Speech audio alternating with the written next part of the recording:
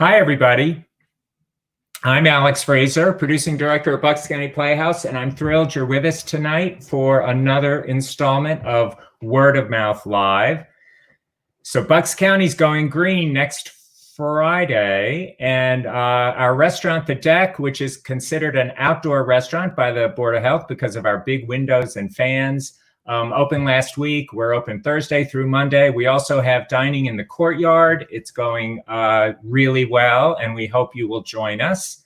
We'll be back next week with our virtual variety show. Justin Guarini is our co-host, and I hope you will join us for that. And I'm happy to introduce Michaela Murphy and Ophira Eisenberg with tonight's Word of Mouth Live. Hey, Michaela. Hi, Alex. How you doing? Hi, Hi.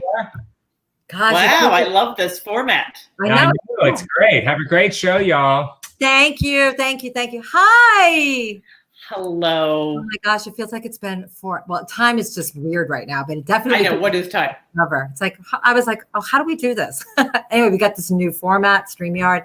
I'm so happy to see you. I'm so happy to see you too. Yeah, I know that thing about time. I have to say the show was on the calendar, and because I don't have a sense of time anymore, starting at around 10 a.m., I'm like, is it now? Did I miss it? Am I late?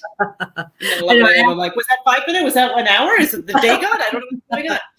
No, I'm always asking what day it is. It's like, today's Sunday, right? Sunday. Not once. I ask like 7 times a day. And I'm asking myself, by the way, too. So yeah, right. It's good to ask yourself. So welcome everybody to Word of Mouth Live here on StreamYard this week. I'm Michaela Murphy. This is my co-host, Ophira Eisenberg. And we're going to tell you some stories tonight. And the theme tonight is interruptions, which is sort of a wild thing because we were sort of, deliberately interrupted a few weeks ago. So we just moved the show over to tonight. And the way we like to do this is because it's weird. Trust me on this. It's strange to tell a story by yourself in your house to a computer. So Ophira and I were talking about this way back when, feels like 8 years ago, only a couple of months ago. But we thought it'd be cool to do it with a split screen. So I would tell a story to you or you would tell a story to me so that we have an actual audience. Right, because we're used to telling these stories live, which is sort of how they're meant to be told. They're not meant to be told to your mirror reflection. As much as people think, is that fun to tell yourself a story? No, not fun at all. It's like a existential territory. We really need the audience. And it's the same way whenever we tell a story to somebody, you're really taking them in. That's right. Yeah. So I'm here for you. And thank you. And I'm here for you too. But I think tonight is my turn to tell a story. Yes, interruptions. And I'm excited too because this story also fits with the theme for Father's Day in a way. It's about my father. But so happy Father's Day to all of us dads out there. Yes, happy Father's Day. Happy Father's Day. So my dad was a chiropractor, and he was a really good chiropractor. But the thing was, it wasn't his dream. Like he really did not want to be cracking necks. What he wanted was to be a baseball trainer for Major League Baseball, and specifically the baseball trainer for the Boston Red Sox. So my dad went to chiropractic college in Indiana. He went to Lincoln Chiropractic. And while he was there, he actually he assisted Charlie Skaggs, who was at the time the baseball trainer for the Chicago White Sox. And, years later, when we were kids, Charlie was still the trainer for the Chicago White Sox and they were playing in Boston. My dad would take us up, all of my sisters and I, up to Boston, and he'd see Charlie and Charlie would give him a big hug. And then he would take my dad into the locker rooms in Fenway Park. And my dad would come back to our seats with all of these baseballs signed by the White Sox players for my sisters and I. And so my dad, a couple of years after that, my dad actually quit his practice as a chiropractor to pursue this dream. But, a couple of years, with 4 kids and a mortgage, better a job than a dream. And so he became a pharmaceutical salesman. And so in 1975, which was in many baseball maniacs' opinion, like the greatest World Series ever played. And that was the series, I don't know if you know this, in Game 6 where Carlton Fisk, who was the catcher for the Boston Red Sox, he hit this ball and he like waved it fair. It's this famous thing. And I know there's a little side story about it. The reason that they caught that on the camera was because the cameraman back in the day, the director from like who was directing these things was always to just keep the camera on the ball, but there was a rat in the Green Monster, so he like lost it. So instead, he stayed with Carlton Fisk and caught this iconic moment of him waving the ball fair. So yeah. So my dad went to a couple, like whenever the games were in Boston, he would go to the game. And this one game, he caught a baseball off of the bat of Carl Yastrzemski. Like, oh my God, it gives me chills still thinking about it, because this baseball became enshrined in our living room on the wall unit. It was like the altar to this baseball catch. It's like a fly ball, but still off the bat of So it's this major baseball in our house, and they didn't win that year, which is that was what it was back in that century to be a Red Sox fan.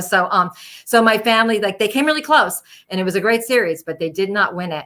And my family just braced once again for the annual an inevitable, postseason depression. And in that year, though, my father's depression, usually it would kind of like around Christmas time kind of yield into the like next year is our year, and that didn't happen this year. And then like when spring training was kind of coming up, like my dad was like full on despondent. And this one night I'm doing my homework, and like in this desk where like everybody just like shoved all the bills they didn't want to look at. And I'm like avoiding doing my homework actually. And I'm looking through the desk, looking for like what's going on in the world, what's going on in my family life. And I find this letter, Ophira, and this letter, it's like tucked away in the back. And I discover that my dad has been fired and has lost his job. And no one knows, like not even my mother knows, right? So I'm like, oh my God. So I don't rat him out, but I get this idea that what I'm going to do is I am going to champion my father's dream, and I'm going to help him get a job as a baseball trainer for Major League Baseball, preferably with the Boston Red Sox. But you know what? At this, we'll just get our foot in the door and then we'll work our way up, right? So I sit down and I draft this letter. So I write this letter, like in the first couple of pages, like I'm just extolling the virtues of my father, like in general, and like specifically his talents as a baseball trainer. And then like around like page 3, I think I'm just like, say something like, if you have any consideration at all, like for the welfare of your players or any hope of like ever winning a game again, you will hire my father. And then like in closing, like, I'm not kidding, like page 6, I remind them that this game-changing opportunity is not only being extended to the person, the reader, but to 29 other teams. So like the call to action is like, act fast, act now if you want to win, hire Murphy, right? So I bring this opus to my dad, who's like despondent in the lazy boy recliner, and he reads it and he's totally into it. He thinks this is a great idea. So he like, at least, it gets him up out of the lazy boy recliner and into the car to drive me to the post office to mail 30 letters to Major League Baseball teams. So we do this, right? So we mail it, and it's back in the mail. It's like not this like instant gratification time. Right. And it like restores this hope in the household, like now, like spring, the next season has started. And now my father's watching the games like animated, and like, the whole family's in there. Like we're talking about like the merits of, say, like, what if we move to like St. Louis versus like, what if we move to Chicago? And like, my dad, like, or like the advantages of physical therapy versus surgery. Cause that's like a big mistake that, all players, fall prey to. Or, or like the predictive powers to be divined in the loss column versus the win column, And my dad, is sitting there watching these games, and we are all enthralled, and it is exciting. And he is just like coming up with these ideas about like how with his specific approach to baseball training, like he can lead any team to clinch a pennant. And my mother, my sisters, and I, like, we're listening to this, and we believe, we are excited. We are convinced, and now it's just like, we just turn our heads towards the mail slot and like the daily hope to be coming through that mail slot with the mail. So a couple of weeks into this, like they start trickling in the replies to these letters, and so like after like the first one, like this ritual forms, it's kind of like, it's like Charlie Bucket, like the Bucket family all around the candy. Yeah. It was like that, like, and we'd all gather on my dad, and he would like unseal the envelope and then pull out the letter and unfold it. And like the first thing that you would see is like whatever team it was, like their logo, like thrillingly emblazoned across the top, right? And some of them were like kind of like the person who wrote them, like actually spent some time with them and like actually had read my, 6-page letter. Yeah. Respond. But some of them were just like, not, they were kind of curt, but they always were like, dear James Murphy, thank you so much for writing. So it was like, oh my gosh, what are they going to say?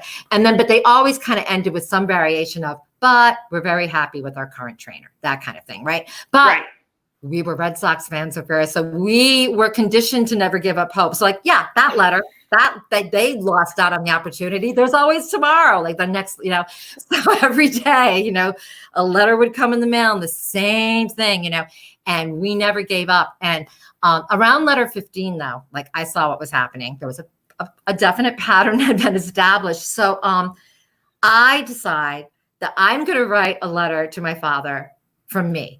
And it's going to be the letter that I want him to actually read. And so I sit down to write this letter. And, I was 16 years old and I had just recently fallen in love for the first time and like, buoyed by like the exuberance of that experience. I was just filled with all of this hope and positivity. And so I write this letter to my dad where I basically in this letter am begging him not to give up and not to lose hope. And that no matter what, just to like stay in it. And that someday it's going to be your day. You just have to stay in it. So I write this letter and I mail it. And I don't see when he gets it, but I know he did get it because I saw the envelope in the trash like a week later. So I know he got it. And then like he never mentioned it to me. And then I started to feel like that, like, oh God. Yeah. Like, what did I just do? And then I'm like wincing with the memory of it. Like, it was like so gushy. And like, by this point, my first love and I are not doing so. So I'm like, oh my gosh, like what, like what did I write? And, and I just was like grateful that he never brought it up. Like, I thought that was kind of like a mercy, and so anyway, but the other letters keep coming in, all 30 of them. And by the 30th one, game over. So, and this is like early August, and my dad, 41 years old, dies, and he dies watching a Red Sox game, and it's just, it's horrifying. And I remember like that day when, like from the hospital, like they send you back like a plastic bag, like full of the person who's just died, like effects, and in this plastic bag was my dad's wallet. And, I'm just like heartbroken and shocked and distraught. And I pull his wallet out and I open it. And inside his wallet, Ophira, is my letter. I know. So I take the letter out and I have this thought to read it, but I'm like, oh no. And I have to be really honest with you. Like I was so scared to read it because I really felt like I'd failed. It's like, I can't, but I didn't know what to do with it. It's like, oh gosh, then I got this letter. What? So I thought, it was for him. I wrote it for him. He should have it. So when my mom and I were like picking out his suit for the funeral, like I stuck the letter in his suit pocket, right? So that's where he was going to be buried with it. So I was like, okay. So my Aunt Eileen, my father's sister, who was a nun, Sister of Mercy, actually, she takes the baseball, the shrine, the Kari Yastrzemski baseball. She takes the baseball, she brings it to a florist and has the florist mount this baseball onto this like gold wrapped box on top of the baseball. I'm like, this is so horrifying. Well, she has like flowers put around it at the base. She has him glue D-A-D to the top of this baseball. And so we go into the funeral parlor, we're Catholic. So it's like, there's a wake, which is so horrifying. So it's like an open casket. She walks up and she like wedges this thing into his hands. And she goes like, there. So now it's horrifying. The guy's 41 years old. He's got 4 little kids. So like, what do you talk about? We talk about the baseball. So everyone's coming in and they're like, oh, that's beautiful. Oh, it's what he would have wanted. And I'm just like, no, right. No, it's right. not. So like when it's my turn to like go and kneel before the casket and like, I'm like eye level with this baseball and I'm like, oh my God, like, oh my God. So then it's like time, like the undertaker's going to close the casket and we're going to go like off to the funeral. And right before he closes the casket, I turn back, back into the funeral home, go up to the casket. I reach in.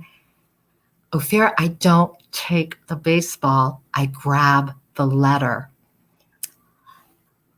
I I have relived this every moment. I'm like, I cannot believe I didn't take that baseball. Like, I take the letter. So I have this letter. Oh my God, for years. I mean, really for years. So I had this. So then I had this letter, and I couldn't read it. And the next year, it was a year, like almost to the date. My uncle Jim, who was a batting coach, takes me to a game, which I did not want to go. I didn't ever want to see baseball again. And it's against the Chicago White Sox, but Charlie Skaggs was a trainer at that point. And I just, the Red Sox, of course, lose. And so when I get home, I go marching into my bedroom. I get this letter and I'm going to burn it. And I light the match and I can't do it. I just can't do it. So then I'm like, what? So I put the letter in a box, right? So I got this box. And this letter in this box has been in every single bedroom since, like, my entire, the whole thing, right? And every now and then I think, and I'm just like, no, I'm not going to read it. So like 6 years ago, when I was living in Seattle and just discovered this, the story, I won't go into it, this horrible betrayal that just truly, truly broke my heart, and decided that I was going to move back to New York City alone. And so I've got all this stuff, and so I get into this apartment in New York City and I'm unpacking and I pull out this box. And for some reason, I sit down and I open up this letter and I read it. And, I was expecting to be revisiting this, the gushings of this in love 16-year-old, this sentimental, melodrama. And it wasn't. I read this letter from my younger self, who was so full of hope. And no matter what the obstacle is, no matter what heartbreak, no matter what, to stay in it, and that there's always hope. And Ophira, I read this letter and I was just like, oh my God, this letter that I wrote from my father became like this letter that I actually wrote to myself. Wow.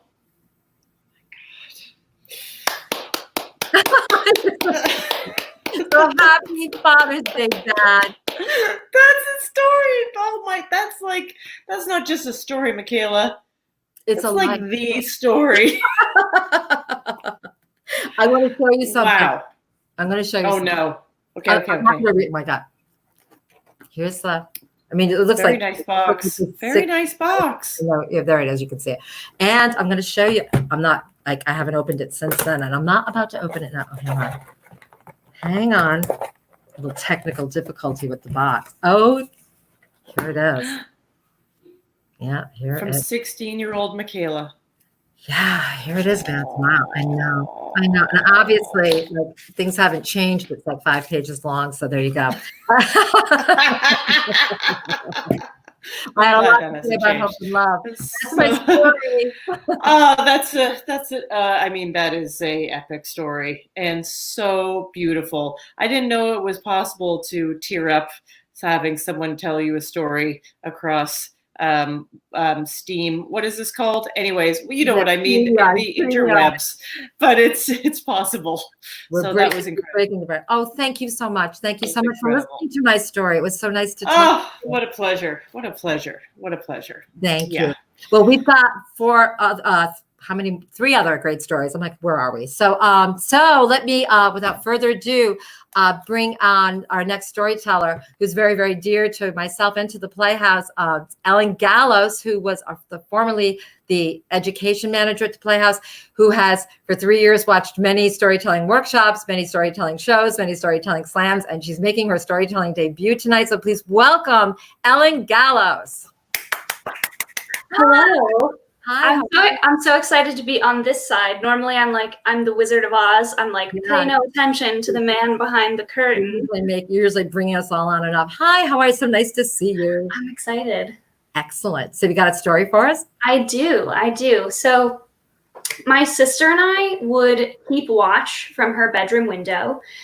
We'd look down this steep slope through the thicket of trees to this waterworks field below our house. And from this window, we had front row seats to the most exciting event of the summer, the circus is coming to town.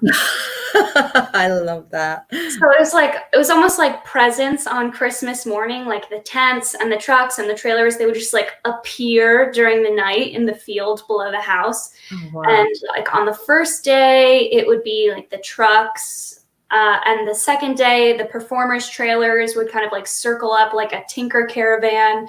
And on the third day, the red and white striped tent would just like spring forth from the ground like a giant mushroom. And for that weekend, we could walk to a cultural event, which when you are a kid growing up in Milford, New Jersey, is a pretty big deal, considering that the movies, the county library, the nearest theater, even the supermarket are a half hour away. Wow. So they were called the Bell's Family Circus, and they had everything from trained dogs and horses that would jump through hoops, glamorous trapeze artists in like bedazzled leotards and clowns on unicycles, and they even had an elephant, which in retrospect makes me kind of sad for the elephant, but at the time it was very exciting to me. But my 10-year-old self, I had my eye on the prize, literally. So every year, the circus would distribute these color-in posters the week leading up to the show. And kids would color them in, and then you'd turn them in to the ticket taker at the entrance to the tent before the show. And the ringmaster would personally select the best poster. And he would like call that child down from the stands and into the ring where they would receive the prize. This was the most amazing, best, most exciting prize a 10-year-old could dream of. It was one of those plastic pool toy balloons on a stick. And everyone would like, the ringmaster would like bequeath the balloon on the stick to the child, and then everyone would applaud for them. And it was so exciting. And like, I wanted to have the best poster. I wanted to be called into the ring by the ringmaster. I wanted that balloon, and I wanted everyone to cheer for me. Aww. So every year I would like lovingly craft my poster. I'd carefully like sharpen my colored pencils and picking out my perfect Crayola crayon, and I'd like shade in the clown's collar so it had like just the right amount of depth and texture and shadow. And every year I did not get picked. And sure enough, some other kid would get called into the ring, and everyone would celebrate them for their amazing poster. But that's okay. I was a very resilient child, and I was like, that's okay. Brush it off. Like, next year is my year. And I'd look forward to next summer where I could try again. So the following year, the circus comes to town, and like, I'm ready. Like, this is my year. My pencils are sharpened. My crayons are at the ready. But as the week goes on, I don't see any posters anywhere in town. There are none at the library. There are no stacks at the post office. And then I learn that there's been a change in management, and that the circus is no longer doing the coloring competition. And I'm just crushed, because I've just spent a whole year preparing for something that's not going to happen. I'm never going to get to go into the ring. I'm never going to get the balloon, and like, no one's going to cheer for me. I remember being like really sad about it, not only because I wanted to like win the balloon, but I loved the tradition of the coloring contest, and it was like something I looked forward to every year. But remember, I am a resilient child, so I decide to draw my own poster. So like, from memory, I recreate like the dark outline of the poster, and it was kind of like, it would be different every year, but the one that I remember is like a clown with like a bunch of balloons. And I even tried to imagine, like, as I was drawing it, like what kind of rigorous standards or like drawing criteria the ringmaster must use to like evaluate this coloring contest and select the winner. And I like take a look at my poster, and I'm like, wow, this is really like my best work. Like, this is it. And so later that night, as my family and we're walk down the hill and we're walking towards the circus, I'm like, have my little poster, but I'm too nervous. So I give it to my mom and she hands it to the ticket taker and explains the situation. And they take the poster and they thank us and they just kind of like wave us in. And we kind of take our spots in the stands and I'm like, oh well, like I tried. Maybe they'll bring the coloring contest back next year, and like I just try to find some like consolation in my cotton candy or something. So the lights dim for the start of the show, and the ringmaster enters the ring, and the audience applauds, but he holds up his hand to hush them. But instead of welcoming everyone, he says that he has a very important announcement before the show starts. Oh my God. The crowd in the tent goes like completely silent. And then he holds up my poster Oh. and asks if the young woman who drew this poster would join him in the ring. And I just I can't believe it. And I go down from the stands and the ringmaster hands me the prize, a balloon on a stick, and everyone applauds for me. And I go back to my seat in the stands, and just, for the rest of the show, I'm just like floating on air. And home again later that night, my sister and I, we look at the window and the lights of the circus kind of start to go off, and we're still like buzzing from my poster triumph and my cotton candy we ate. And as I drift off to sleep, clutching my plastic balloon, I'm already planning what poster I'm going to draw for next year. And when I wake up the next day, I go into my sister's room and I look out the window, and the circus is already gone. Thank you. Oh, I love that. Oh, you were robbed. Oh, that's so sweet. I love that, Ellen. Like, you just kept the torch for tradition going all on your own, and were rewarded for it. And I was going to win. Finally, a winner. I love that. Did you think when the ringmaster came up and held his hand up, like, did it even did you was it going to be like something like we have like an it was it was going to be like the person with the silver Honda Civic, you left your lights on. I had no idea.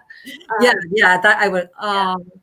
Oh, that's such a great story. Congratulations. It's great. Oh, I love that story. It was fantastic. Thank you so much, everyone. This is Ellen Gallos.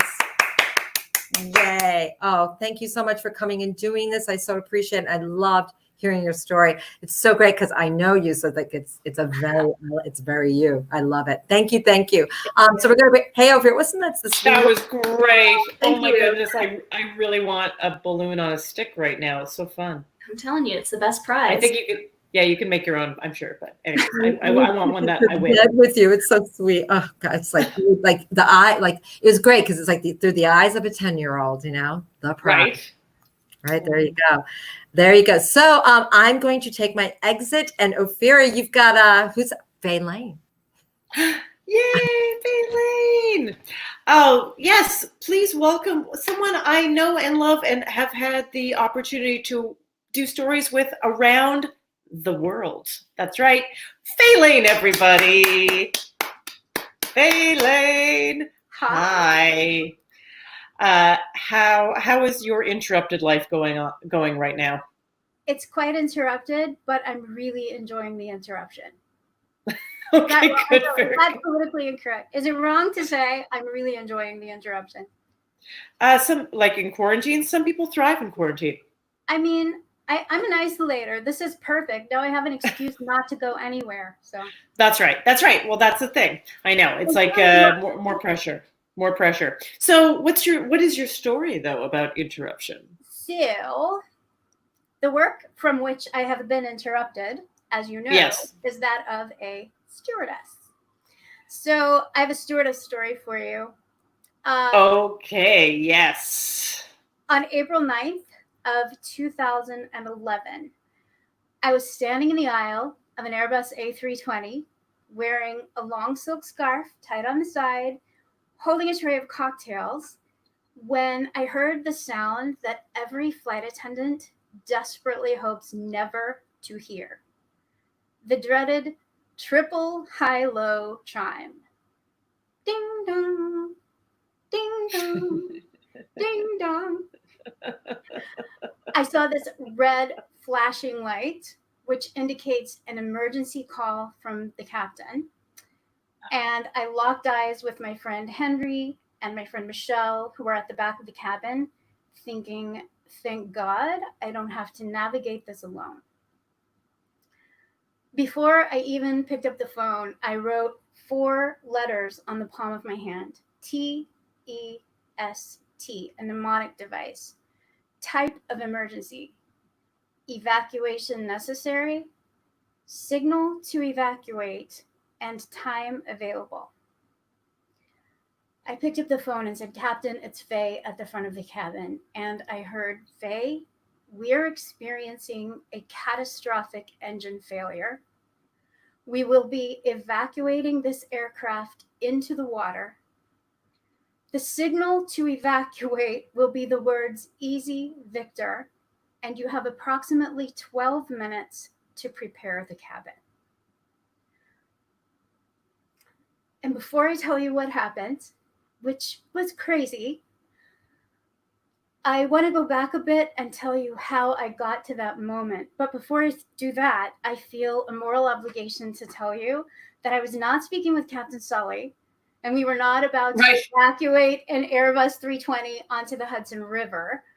I was speaking with a flight attendant training instructor, and we were about to pretend to evacuate an A320 simulator, which is a 40-foot section of airplane fuselage built on hydraulics. It has working exits and inflatable slides, but the cockpit is a computerized control center, and there are video screens on all the windows. But it has seats and jump seats and galleys with real coffee pots and serving trays. So, but it's not a real plane. In other words, it's my childhood dream fulfilled. Giant, life-size Barbie airplane. The Barbie friendship airplane was the greatest toy I ever owned, and it came to me at the darkest time of my life. My grandmother had died that spring, and Granny was my angel. She was my best friend, my confidant, my everything. And when she died, I was sure I would never be happy again. Really, I thought my story was over. She was little and soft and round, and she loved everybody unconditionally. You would hear about some horrible criminal on TV, and Granny would say, well, his mama loves him. She just knew that life is short and that it's all about loving other people. And she would say, no matter how bad things get, baby, good times, bad times, nothing lasts forever. But no matter what, we can love each other through it. So when she died, it was like the lights went down on my life. And for months, I just walked around in darkness. And that fall, I think maybe with the inheritance money, we took a trip, my family took a trip to Hawaii. Braniff Airlines, Flight 501, Dallas Love Field to Honolulu. I don't know if you know about Braniff, but we arrived to find a purple airplane with orange interior, staffed by beautiful suntanned girls in Poochie uniforms with long silk scarves tied on the side, laughing with their heads thrown back about their upcoming layover in Oahu. It was like, wait a minute. Y'all get paid to fly to Hawaii and stay in a hotel at the beach with your friends? The lights came up a little bit. A dream was born. And that Christmas under the tree, I unwrapped the greatest present I ever received. The Barbie friendship airplane, a 4-foot section of airplane fuselage with a cockpit and a seating area, and it even had a galley with tiny coffee pots and serving trays. And Barbie would serve cocktails to the Sunshine family in first class, and then she'd go hang out in the cockpit with her gay friend Ken. But unlike the Starship Enterprise, which boldly went where no man had gone before, the Barbie friendship mostly just sat on the tarmac, because it was not even much about the destination. It was more about the relationships between the dolls. And because I don't have a brother, there were never any disaster scenarios. It never occurred to me to evacuate the Barbie friendship airplane. But here I was, 2 decades later, about to evacuate this one. The problem with having your dream job is that you're always sort of secretly afraid you're going to lose it. And the FAA mandates that flight attendants do this yearly recurrent training in which the emergency drills are pass-fail. So every year we all go to Orlando with our hearts in our throat thinking, what if this is the year I fail? Luckily, I don't have to do it alone because my friends Henry and Michelle and I have been doing this together for 10 years at that point, and we had developed this sort of shorthand to kind of help each other out. So depending on the scenario, Michelle might say, Faye, I'll go get the defibrillator while you start those 30 chest compressions. Or I would say, Henry, I'll pull the circuit breaker while you go get the halon extinguisher. So we handled this the way we did every year. Henry said, all right, Miss Faye, I'm ready to coordinate my watch. I said, right. We have about 11 minutes left. Let me know when you have attached the survival kit to the life rafts. And when we had done that, and when the cabin was all the hatches were battened down and the cabin was secure, I picked up the interphone and I made this announcement to our classmates, about 15, 20 classmates who were pretending to be passengers. Ladies and gentlemen, the captain has informed me that we need to prepare this aircraft for an emergency landing. We need your undivided attention. Your crew is fully trained to handle this situation. And of course, even though we all know this is pretend, it is terrifying for more than an obvious reason. Oh, yeah. So once everyone was briefed and everybody had life vests on and Michelle and Henry and I were buckled into our jump seats, we waited until the captain shouted, brace for impact. And we started shouting our commands, brace, brace, brace, brace. And because of the hydraulics, we could feel the plane hit the water. Boom, boom, boom. And then we waited. And that is the hardest part. Until the captain said, easy, Victor. And then we unbuckled our jump seats. We jumped up and started shouting our commands. Release seatbelts, release seatbelts. I assessed my exit and there was water halfway up the window line. Unusable exit.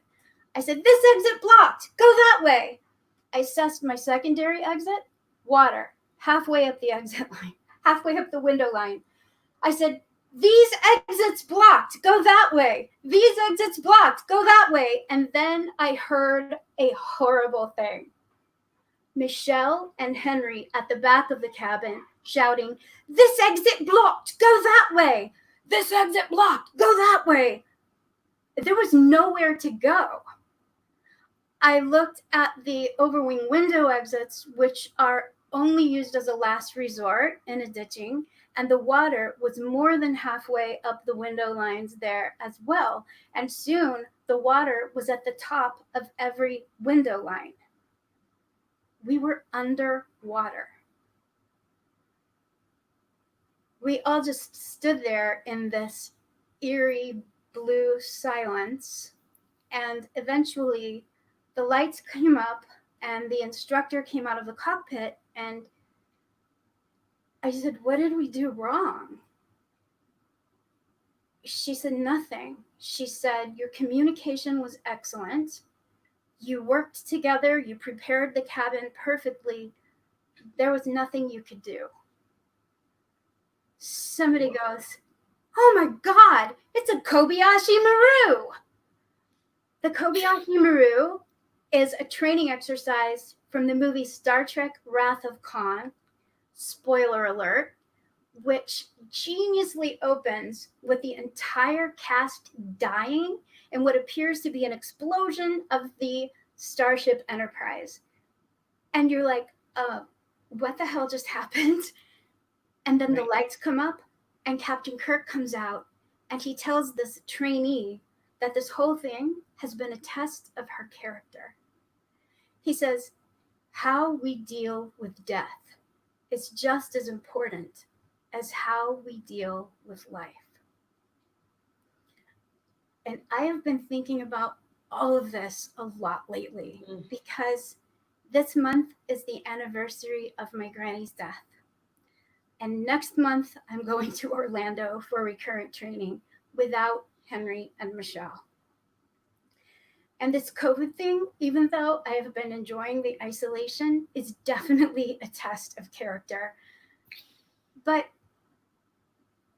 And some of us are failing, by the way. And when I see someone without a mask, I try to think, well, his mama loves him. I know this is not the end of the story. The lights will come up again. And no matter what happens, we can love each other through it. Yes, we can. Yes, we can. You know what? I have to say, that was just incredible. Just incredible. And I have to say, I laughed at the very beginning of your story when you were saying the sound, the sound that you hear. Because I thought the triple high low, because the way you said it, clearly, as someone who traveled all the time, I haven't been on a plane in obviously 5 months now. I thought it was the call button, like annoying people calling. I don't remember what that's. We dread that one, but that's just one. right. That's just a ding. The triple high low is like, Game of Thrones, where it's like one blast means like Rangers returning. 3 blasts, oh shit, here come the zombies. Where is your Barbie airplane? In my mother's garage. Mom, I know you're watching, and I know you've been decluttering.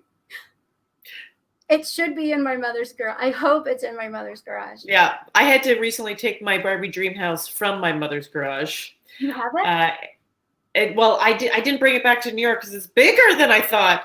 So now it's in my brother's garage. Oh, she got it for Lucas. Yeah, maybe. But that's an incredible story. I wish you well in Orlando next month. I can't believe you have to travel to Orlando next month and then fly again? No, I think I'm all right. Now I'm off until October. I think I'm going to take off until next June. Just yeah. But to continue, you do the safety things to continue. Right. Yeah. I don't want to dequalify, so. Yeah, wow. Incredible story and more to be told. Oh, Faye Lane.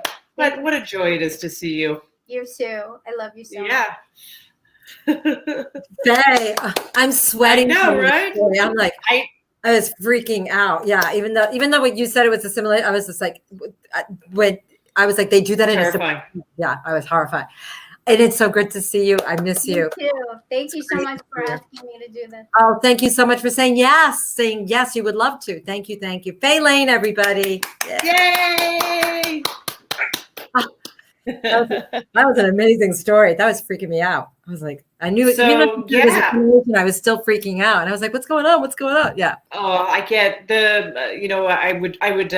She has a lot of training, and Faye is amazing. I mean, I've known her for years, so I know she's amazing. But I also feel like I would just fail those tests. Oh, I would totally fall. Like I know you go through traiting, and this is what it's all about. But I would just be like, everybody get out and swim. Yeah, what do you do? So we've got. Okay, so I'm recovering from that. Like, it's so hot from listening to that. I was like, the anxiety. Great! What a great show already. I know, I'm psyched. So we've got another great storyteller. Julie Halston's back. I love Julie. All right, so everybody, Julie Halston, let's welcome her to the screen. Oh my God, I was freaking out over your story. Oh my God, that was a tough one, really. It's also because your dad passed away at a very early age. Yes, yes. And that was really hard. And you know, it's funny because we're New Yorkers, so the Boston Red Sox, you know, the enemy. Well, yeah, I know. You know, my brother is a huge Yankees fan, which at first was like this, like a betrayal of the fans. But I was like, no, like Tim is going to experience what it is to have a winning team. Although, and it's funny now because it's a completely different century. My nieces and nephews, they're like, what are you talking about? Like the Red Sox are winner. And I'm just like, yeah. So they're cut from a different cloth. Yeah. Yeah. Well, my best friend in the world has moved to Boston, and he is, of course, a big Boston Red Sox fan. And I get it. I totally get it. But yeah, and in the 70s, that was a whole other thing. Yeah, that really was. It was a great, you know, I don't even enjoy it as much, but like the memories from the 70s baseball was amazing. 70s, 80s too, even. It was just fabulous. But I found it so, it was actually pretty heartbreaking because also the fact that it's almost like a play, like he didn't tell anyone that he lost this job. I know. I mean, it's right out of like Arthur Miller or. I know. But I remember seeing Death of a Salesman like a couple of years after he died when I was in high school, and I was just like, I was very upset. Yeah, you were a mess, and I get it. My story of Interruptions is you guys had some heavy stuff. I have a showbiz story, so now I think to myself, oh. This is just thank goodness. Thank goodness. You know what I mean? But it's a little lighter than what we've heard. That's good. But, so my story takes place in 1992. I had a very successful off-Broadway show called Julie Halston, Lifetime of Comedy, which is a pretty awkward title. But anyway, it was a big hit, and I got really great reviews. And a friend of mine who was out in LA and he was working for CBS said, I think we need to get you a development deal. Oh. So CBS came, you know, the networks, they all the suits around when the New York Times gives you a rave review. So I was like very excited. And I was going to get this development deal. So I got this development deal. So I was like, oh my God. And here I was the girl of the 90s. And it was like, she's in her late 20s. She's divorced.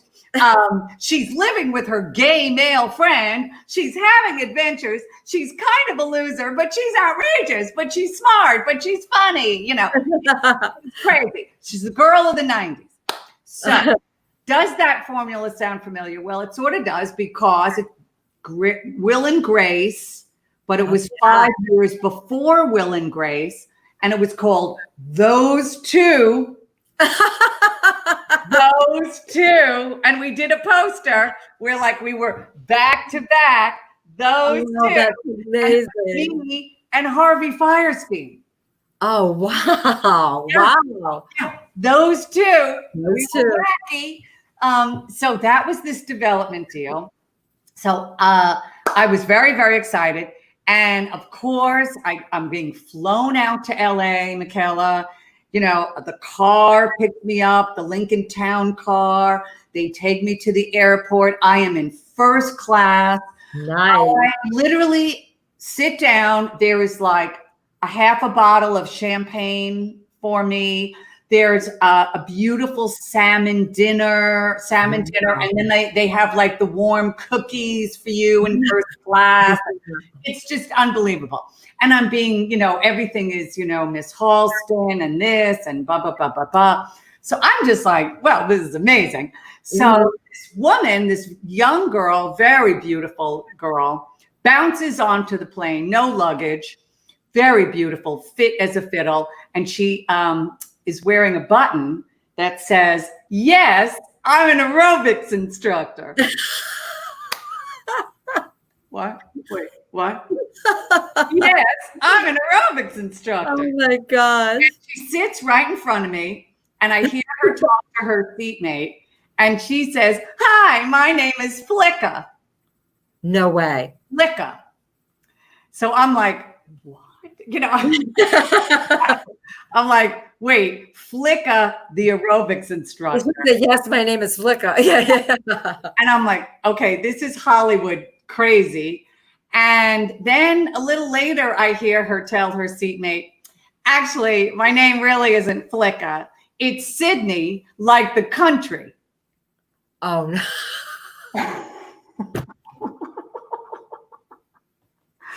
It's Sydney, like the country. Oh God.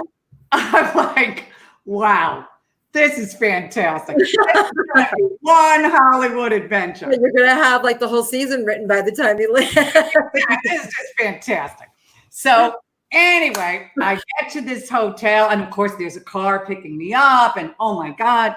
I mean, I am just, and my agent is beside himself, and he just keeps saying, you're going to be a big TV star. You're going to be the next Terry Garr. That's what they kept saying. You're the girl of the 90s. You're the next Terry Garr. Because Michaela, like in Hollywood, you can't really be yourself. You have to be you're a young this or the next. You have to be the next someone else. So, but you're a big star. You're going to be a big TV star. So after a while, when enough people say you're going to be a big TV star, you start thinking, well, I guess I'm going to be a big TV star. Look, Flicka, the aerobics instructor, can sit in first class. I'm going to be huge. I'm going to be Meryl Streep. So I get to my hotel room. There is a floral arrangement the size of like a Subaru from my agents, and they're just, you're our star. Then there is a basket of food, these big food baskets from CBS. Here's to our star. And the thing that's a joke about these kind of things is they send you food baskets, but like if you're in Hollywood on television, you can't eat any of them. No, of course, no. Like, yeah. There's no eating. Camera and adds 10 pounds. Yeah. There's no eating. But meanwhile, there's like bagels and arugula and like, you know what I mean? Like lots of different nuts and all this kind of stuff. It's like, who's eating this? It's like, I ended up giving the food basket to, the ladies who cleaned the rooms. I mean, I just gave it to them. But anyway, so I'm very excited. And everyone keeps saying to me, you're going to be a big star. You're going to be a big star. So we go to the studio, because we're going to do a table read. Wow. And so I have a parking space for me. I have a parking. Oh my God. They know how to pull out the stops, man. Yeah. This is, this is like the early 90s. So remember, they are still doing things like this. And I'm going to be, the new Terry Garr. So I walk into this, big table read. And of course, again, tons of food on a table. Yes. Yeah. Nobody is eating a thing. Nobody. There is, lox and bagels and cream cheese, like 4 different cream cheese. It's a shonda. What can I tell you? It's just unbelievable. So, but of course, nobody's eating. So we all sit down. And we all, introduce ourselves, and there are crew people and producers. And I mean, it's heavy duty. There's a cast and everything. So we do this table read, and everyone's just laughing hysterically, just wild laughter. And they just stand up after the whole thing and they go like, it's a hit. You're a star. It's hilarious. And they just leave. They just leave. And Harvey Fierstein and I are like, wait, what's going on? Are we going to talk about this? You know what I mean? Because it was not funny at all. And they're all screaming with laughter. And also some of the script didn't even make any sense. Like, why is she divorced? Where does this take place? Is it New York? Is it LA? Is the Midwest? We don't know where it is. Who's this gay friend that she's moved in with? What's the deal? Does she have a job? The whole thing is crazy. So we go to the writer and we were like, hey, we're just wondering, like, can we talk about this? Because we were a little confused about it. He was like, don't worry about it. It all changes. It all changes. Don't worry about it. I have to go to lunch. And he just leaves. He just leaves. Oh, wow. Meanwhile, the director comes over before he left, and the director was Ted Bissell, who was the actor in Marlo Thomas's. Yes, Don Dillinger. That girl, yes, the boyfriend, Donald, the boyfriend, he's the director. And he says to me, you are so talented. You're going to be a big star. And meanwhile, he's never seen me act, of course. We just did a table read. We did a table read. He doesn't know. I was like, okay. And he leaves. Everyone just leaves. I mean, I just couldn't believe it. And at this point, I'm thinking they should just hire Flicka, to be honest. Yeah, she might be better for this. But Harvey and I figure, okay, we're going to do this. We're going to go.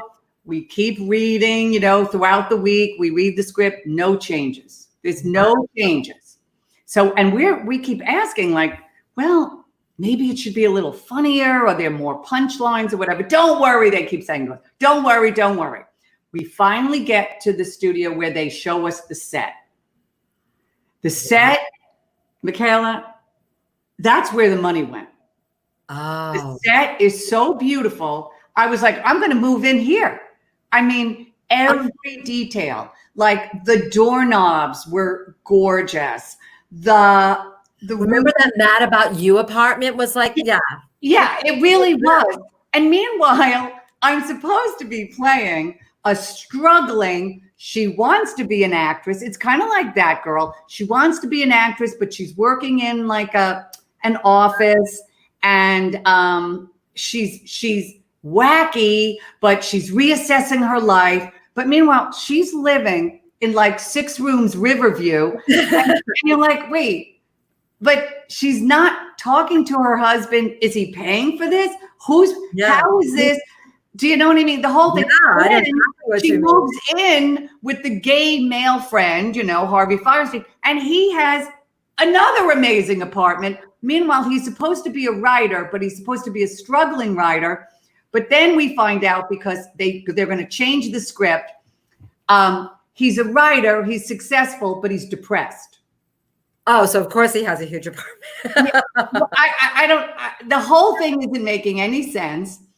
But they keep telling us, don't worry, don't worry. When we get to film it, it's all going to change again. Well, I knew we were in trouble. Yeah. I went to the coffee wagon guy. He hands me a coffee and he says, the arc of your story is disjointed. I was like, why is the coffee guy telling me? And why is he talking about the arc of my story? And then he says, but you know what? I have a script for you. And of course. Oh my gosh. And I was like, oh no, this is like a Hollywood stereotype. Like the waiter has a script. Yeah. A coffee wagon guy on the lot had a script. And I was like, oh, I can't. No, please. I can't. Telling you what the problem was. Yeah. So anyway, I'm so stressed. I'm totally freaked out.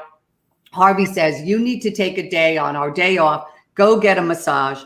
So I get a massage, and not only does the masseuse tell me, that my chakras were a mess, and that, and it's all that language. It's that woo-woo, the chakras, my ions are all messed up, and you have all this tension, and you need, all this chakra cleansing, a lot of cleansing. I needed cleansing.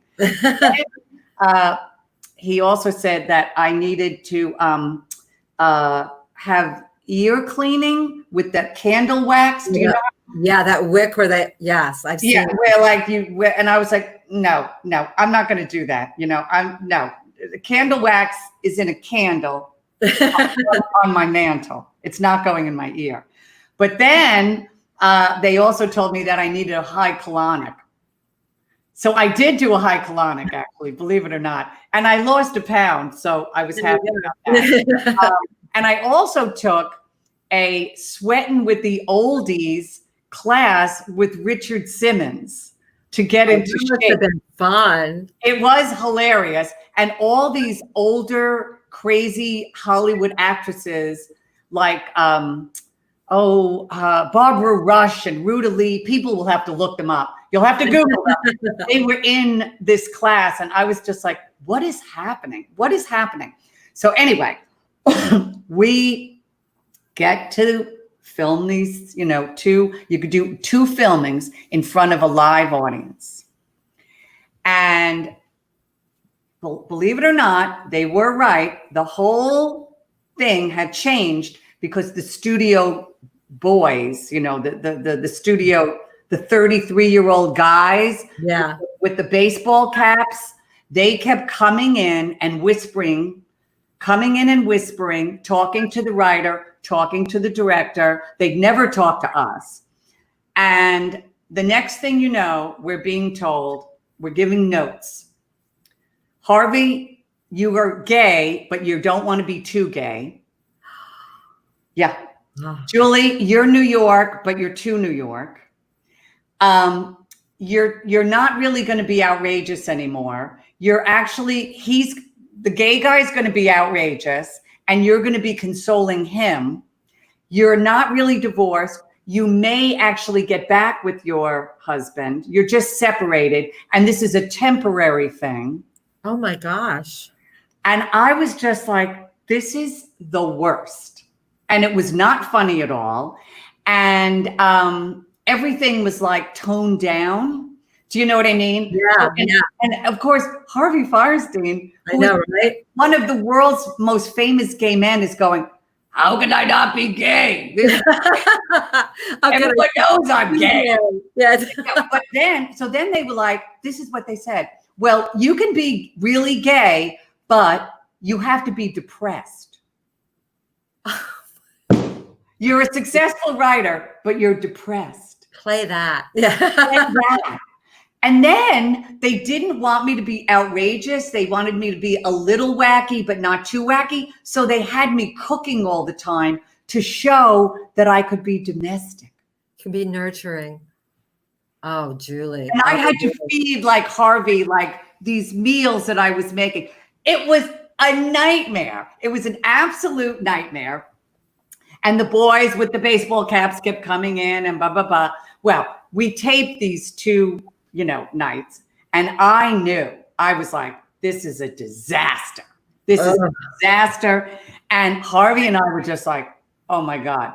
I knew things were really bad when the coffee wagon guy, after we taped the second show, handed me a cappuccino and said, you're going to need this. I know. How many coffees has he served? It was so terrible. So anyway, we knew it was really bad. But then this is the thing. After we taped, all these people kind of scattered, kind of like rats, they really. Shh. However, they kept saying, don't worry, we're going to fix everything post-tape. And don't worry, Julie, you're a star. You're a star. You're going to be a star. No matter what happens with this pilot, you're going to be a star. Like that's your only concern. That's your only concern. Okay, I'm fine. Yeah. No, it was a nightmare. Okay. So no one calls. My agents don't even call. No one calls. No. I am told in no uncertain terms, however, when I get back to my to the hotel, to clear out as soon as possible. By next morning, you have to go to business affairs and you have to have them book you your flight back. And you're not going to get paid right away. You will be getting a check in 3 weeks. Meanwhile, I'm trying to call business affairs people who were my best friends. Oh, of course. 2 weeks ago, they were my best friends. They don't seem to know who I am. They're like looking up papers. I'm like, I just did it on the Warner Brothers. I'm on the lot, the CBS television city, not Warner, but TV City. Yeah, no, we can't find you. We can't find you. It was a nightmare. Finally, they booked me a flight. I am in steerage. No, no more first class champagne. First class. I'm practically outside the plane. I'm practically on the wing, as if I'm in an episode of The Twilight Zone. Oh. I literally was in the back row, Michaela, next to the bathroom. I am a mess. I mean, literally, and I'm like dragging all my, luggage, it's not like I'm bouncing on the plane like Flicka, with her, I was crying. Oh, I'm like just in the back crying. And all of a sudden I see the wonderful actor, J.O. Sanders, who's a wonderful actor, J.O. Sanders, and he's in first class, but he's coming back my area because the two bathrooms were occupied. So I guess he figured, I'll come back here and see if this one's not occupied. And he sees me and he says, Julie Halston, what are you doing back here? And I was like, I'm broken. I'm leaving the business. And he was like, what is going on? I'm like, nah, they kicked me out of Hollywood. They kicked me out. I'm a failure. He was like, get up from the seat. He said, come with me. He brings me to first class. The seat next to him was empty. He says, sit right here. He gets me champagne and warm cookies. And he says, Julie, tell me what just went on. Tell me what happened. So I tell him the story. I was going to be the next Terry Garr. I was going to be the girl of the 90s. And I was in a pilot called Those Two. and Grant Chode, who played Miles Silverberg ultimately in the Murphy Brown series. He was in this series, and I was going to be a big TV star. J.O. Sanders, who's so great, he says, Julie, do you know how many blips I have had in my career?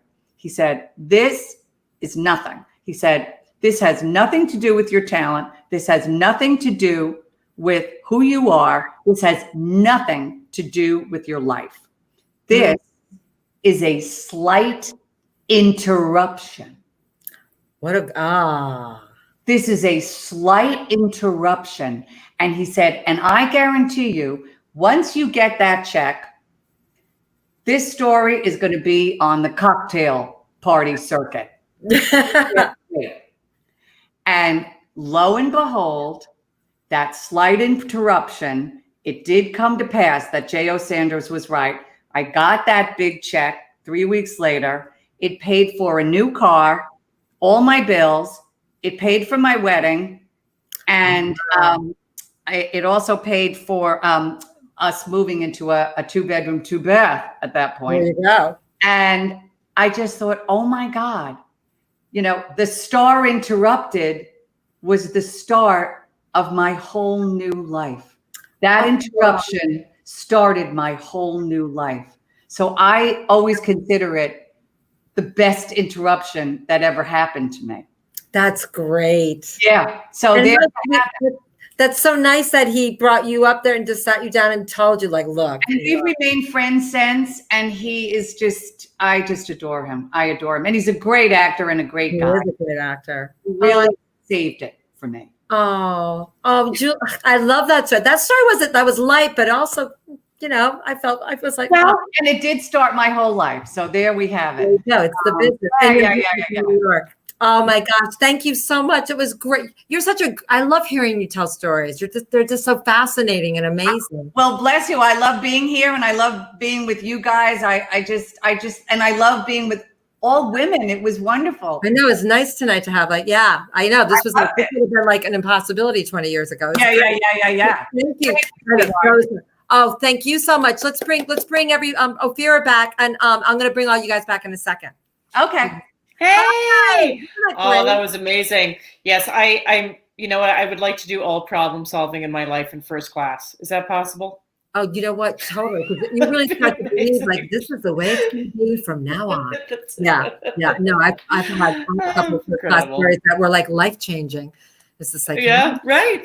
It's like I have been shooting too low. I haven't been shooting up. Yeah. Wondering how do these other people get here? Yes, that was great. What a great show. Amazing. was Oh really- my goodness. It was, yeah, we went all over the place. we really with did. this, And there was some like, there's which some is like great. some overlaps too. It was nice. It was like, yeah, like maybe it'll be my Very year. much. Yeah, it was good.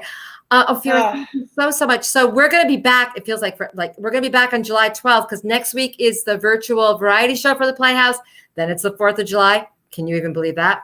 And then Whatever that means, yes. July 12th, we'll be back with word of mouth, and we'll have a whole new slew of stories. I don't even know what the theme is. Ophira and I are going to talk about that. We're going to figure it out. Yep. Yeah, I look forward to it. Yeah, we're gonna have a good time. Thank you all so much for joining us tonight. It's really Thank fun you so to do much. this and to hear this, and we're really grateful that you are all a part of it with us. Even though we can't see you, we know you're there, and thank you. We're grateful. Thank So you. let's bring everybody back to take a virtual bow. Julie, Yay! everybody, I'm Michaela Murphy, Ophira Eisenberg, Ophira Eisenberg. Faye Lane, and Ellen Gallos. Thank you all so much. We'll see you in July 12th, and please join us next week for virtual variety show. Thanks. Bye. Bye, everybody.